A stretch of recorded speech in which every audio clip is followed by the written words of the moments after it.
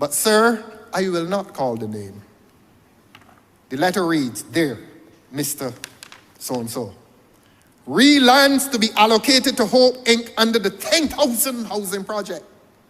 Heard the honorable member for St. George a few moons ago boast that in 5 years he's going to do 10,000 solutions. People don't live in houses now. Everybody lives in a solution.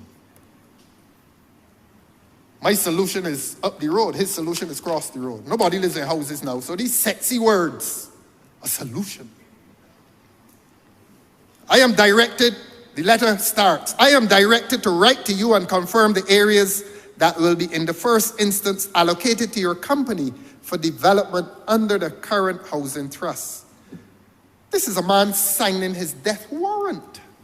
This is the general manager of the National Housing Corporation surrendering to Hope.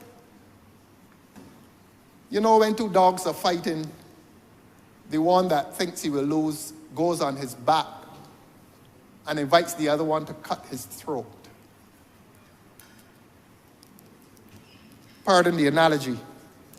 But this is the general manager of housing writing to Hope. Housing, as I repeat, that has served this country so well in its predecessor form as the Housing Authority and now as National Housing with those honorable, loyal public servants.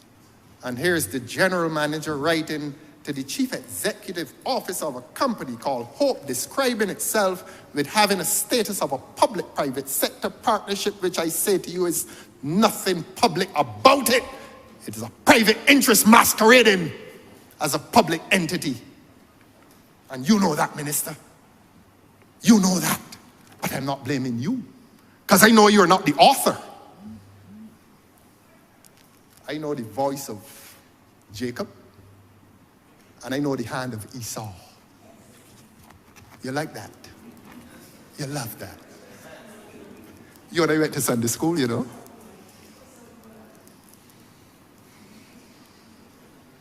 You may recall that the Ministry, Housing, Lands and Maintenance, working with the NHC, has established a broad matrix that treats to the housing project over a 5-year period.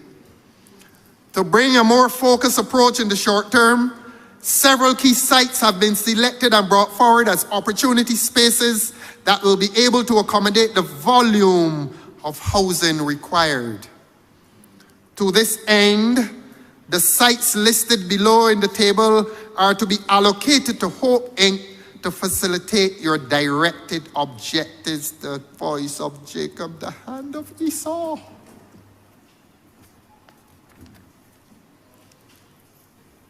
You want me to read them, Mr. Speaker? Do the people of Barbados find an interest in this?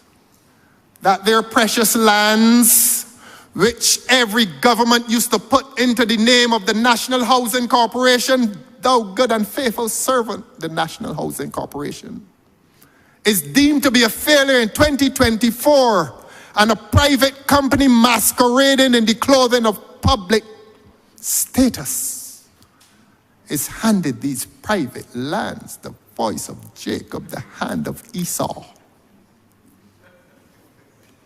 Number 1, Branchbury St. Joseph, 10 acres. Projected number of solutions. Nobody, this government no longer builds houses, this government builds solutions. 61 solutions. And for the sake of the public that's not interested in that sexy language, 61 houses. Bright Hall, St. Lucie, 40 acres, 380 houses. Colleton, St. John, 27 acres, 324 houses. Cottage, St. George, 27 acres as well, 324. I know. I know what brought you to life. Look, they can fire you, you know. I can beg for you. I know this is not your voice. I know that. I understand the situation in which you find yourself. Honorable Speaker, please control the member for St. George South,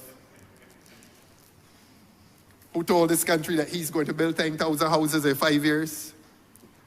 You want me to tell the country how many have been built, Mr. Speaker? In 2.5 years? It's not your voice. I know, I understand your position. But I will go quickly. And I can read all of them, but I will not bore you nor the public, Mr. Speaker. That the total acreage of lands being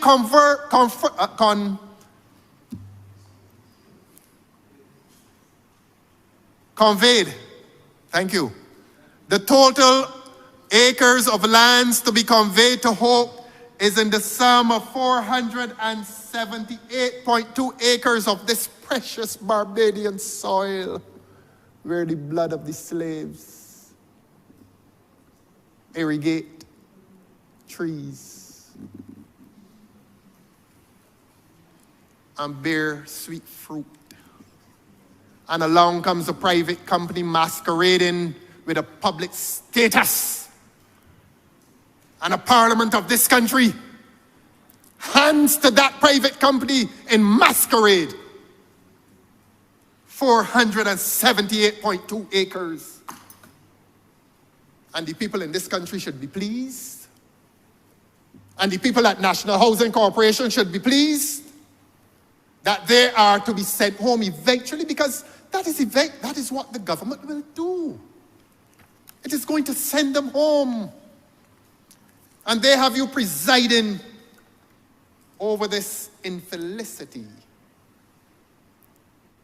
These lands should remain and should be vested in the National Housing Corporation. I became a lawyer in 1984. One of my proudest moments was when my university colleagues came to me shortly after my admission to the bar. And they were moving into West Terrace houses. I told you that West Terrace, Oxnard's husband's conurbation, is the result of education in this country. Understand that. And they were coming to me as a young lawyer. I felt so happy to get some work. And the conveyance used to be from housing to the purchaser. And there was a separate agreement for the building of the house. And then Mr. Stanton Gittins, he insisted on getting his money early, and he would run down to my office. 2 checks would come. No, not a PPP. Mr. Ideal Homes was the builder.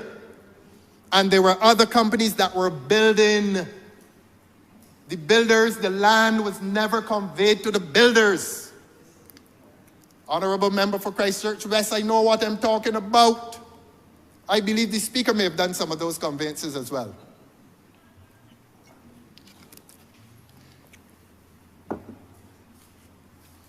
And Mr. Gittins would run down to the office for the check, because the check would come from Barbados Mortgage Finance, and he would pay.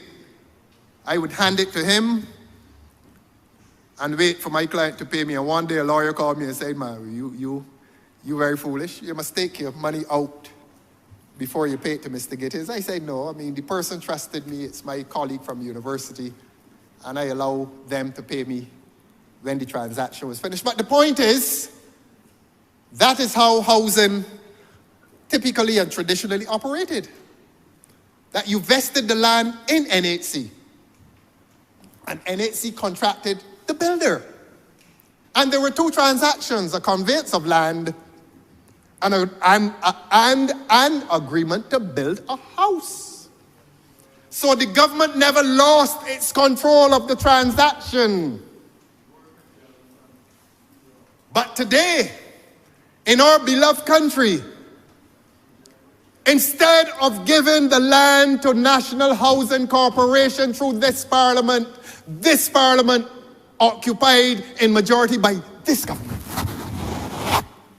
is taking up the precious lands of this country in the sum of 478.2 acres and transferring it to Hope. But there's despair yet to be revealed. And that hope, it calls itself,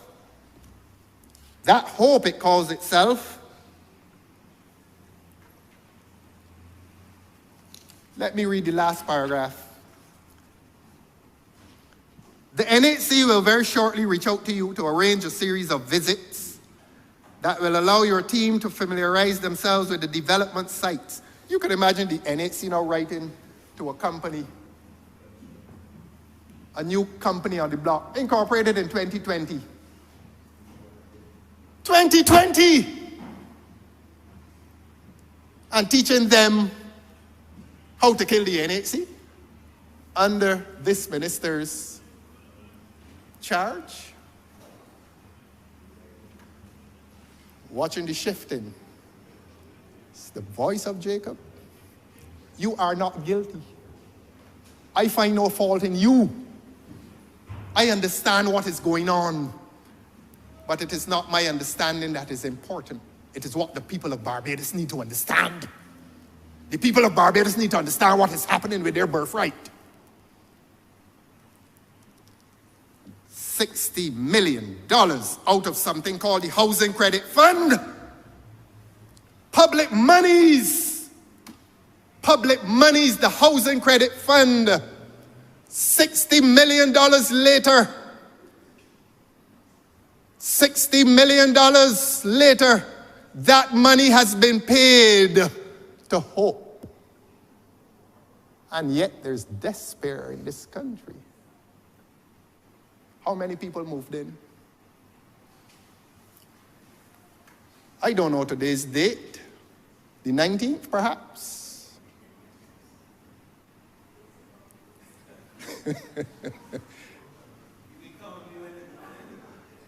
All right.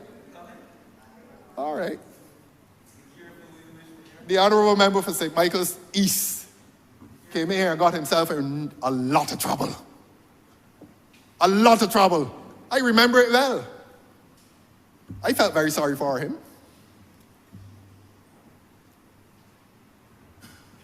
That day he attracted my deepest sympathy for what he endured.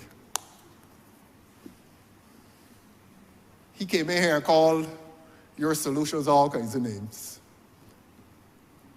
We're not going to use the word houses, your solutions. And he came in here and unburdened himself. And I don't even want to repeat the words that he used in here, although I heard the words that were repeated to him elsewhere. And I felt sorry for him. He's not a bad man. He did not deserve that treatment, but he got it. But let us get back to the Housing Credit Fund, which exhausted its coffers in the amount of $60 million belonging to the taxpayers of this country, which has been paid to hope. And what has hope delivered? For $60 million. If the figure is not correct, please correct me. The voice of Jacob and the hand of Esau. I know you're not Jacob.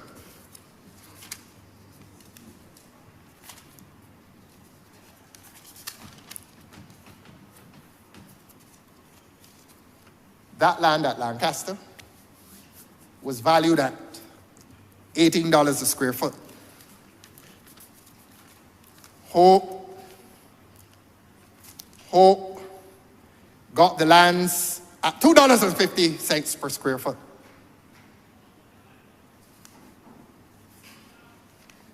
So it helps to be hopeful, and it helps to be hope. Land reduced in value when the honorable member for St. Philip North is being asked to pay exorbitant sums for her land. Lancaster is finding its land values reduced for the sake of a sale, a happy sale to a happy camper, to a friend, in the amount of $2.50. The taxpayers of this country need to know this.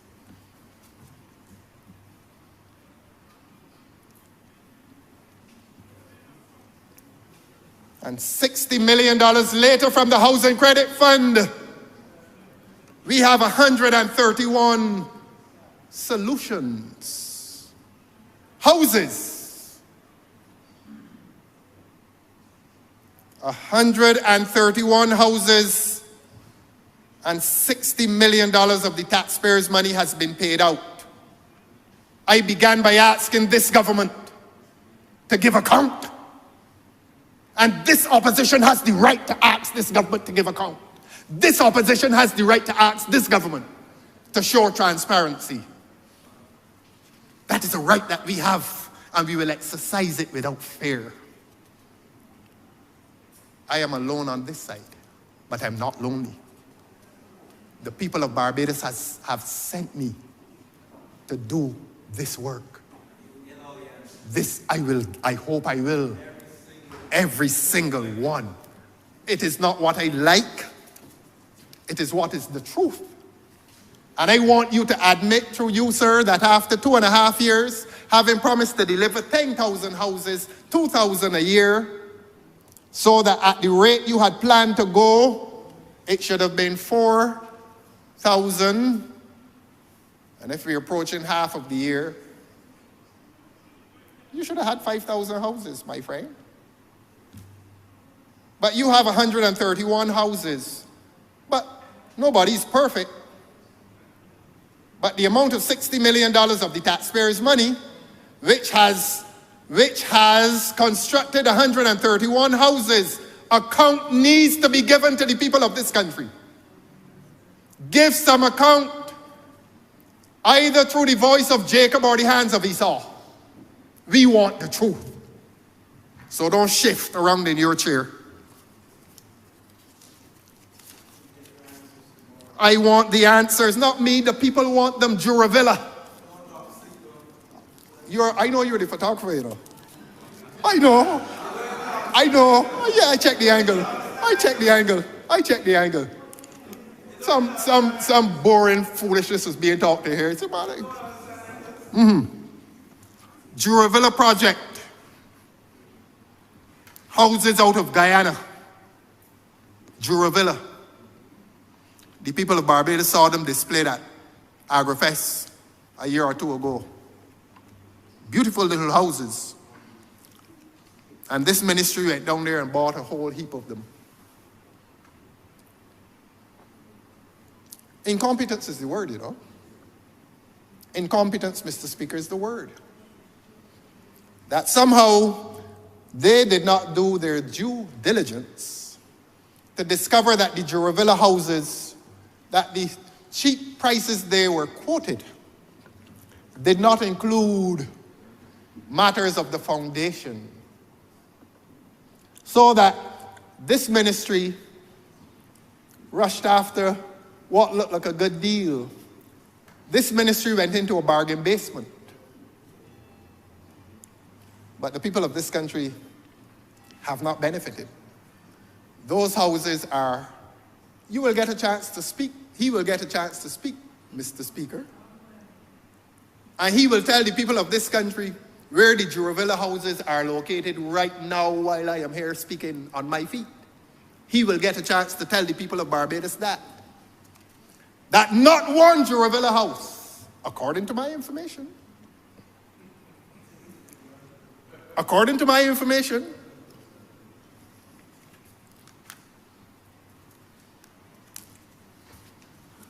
has been occupied. Not one.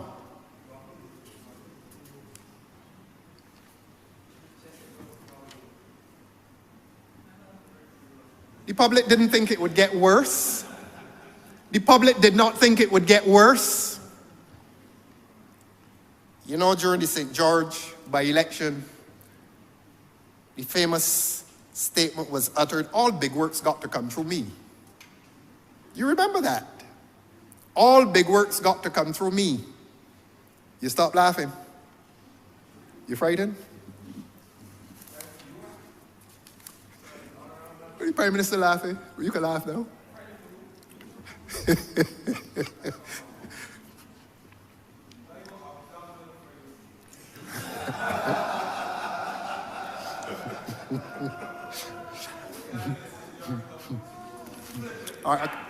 I've come, I know you had him up there. You should keep him up there. Now, hope gets more interesting. I'm not going to call any names to embarrass anybody in here. Not going to call any names. I should or I should not? I should? No. I'm not going to. That's not. You see, I practice a certain level of decorum and decency.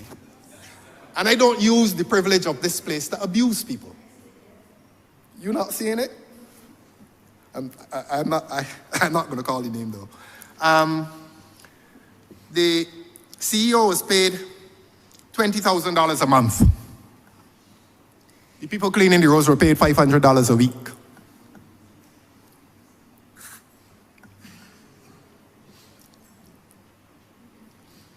The CEO has departed,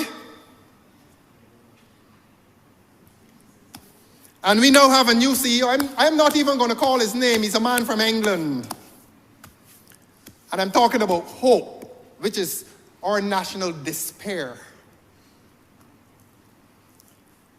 I am told reliably, and you will not deny it, that the new CEO is getting $30,000 a month.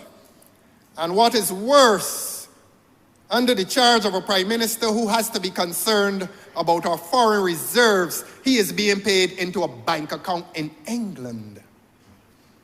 30,000 Barbados dollars is being converted into pounds using our foreign exchange to pay him to do a job that any graduate from this University of the West Indies can do. Why do you think we have a management faculty up there for sport? For sport?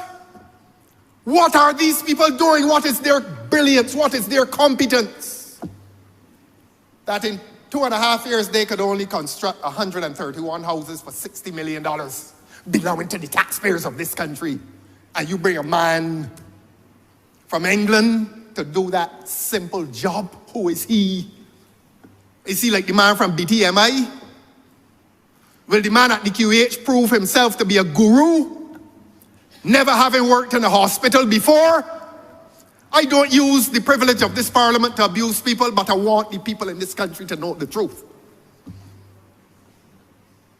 30,000 Barbados dollars. How much does that convert to, Mr. Speaker? I don't know. In pounds, we paying a man pounds sterling, not a cent in national insurance. And you know why we're not paying national insurance? Your CEO doesn't even have a work permit. He does not have a work permit. And that is what this government calls governance. Governance. There's another word for that, and it certainly is not governance. But there's a stench wafting through the corridors of power in this country. And the taxpayers' monies are being squandered on the basis of close personal relationships and friendships. $60 million later. $60 million later. If this were private, if Hope had gone into the banking market and borrowed the money, I wouldn't be here talking about this. They got taxpayers' money. They got $60 million belonging to the taxpayers of this country. Your Honor, I apologize for shouting, but occasionally I get angry. I've heard that so many times, I remember. Well, so much, repetition, I remember. So much is there to make the people of this country angry. I've heard that so many times, countless times. Countless times. I will lower my volumes from here on.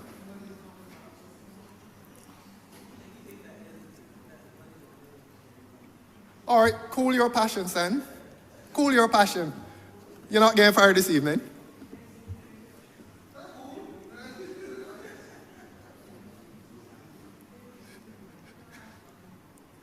Let me come to the chairman.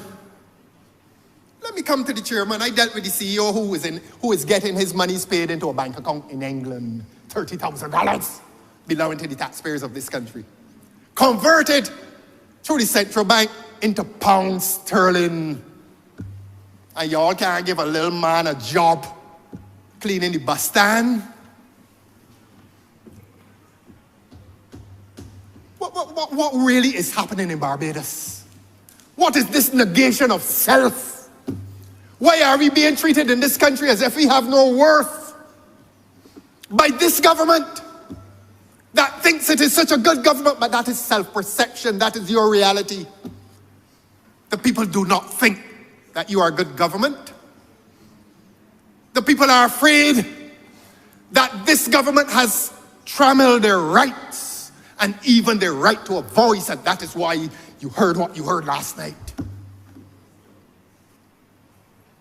I come to the chairman. I'm not going to call his name either. But the chairman of HOPE, who replaced the former civil servant, the former permanent secretary, not going to call his name either. I'm not going to use this chamber to disparage people or to bring them into disrepute. But the chairman apparently lives in South Africa. The chairman of HOPE. And he is doing meetings, HOPE meetings, the board meetings of HOPE by Zoom. Let me pause and tell the public, through you, sir, that he used to be connected to Four Seasons. And you know the professor was at Four Seasons. The professor that is now doing weather forecasting, he has gone off to work in climate change.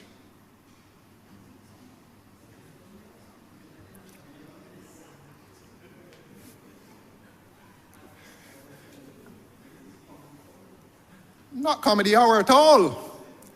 Not comedy hour at all. A South African is conducting board meetings at HOPE by Zoom. Not sure how much he's being paid, but he used to be at Four Seasons. The Americans say connect the dots. Connect the dots. Connect the dots. Minister, I don't blame you. I don't blame you. You've been put on the spot. And if they try to remove you, even I will defend you.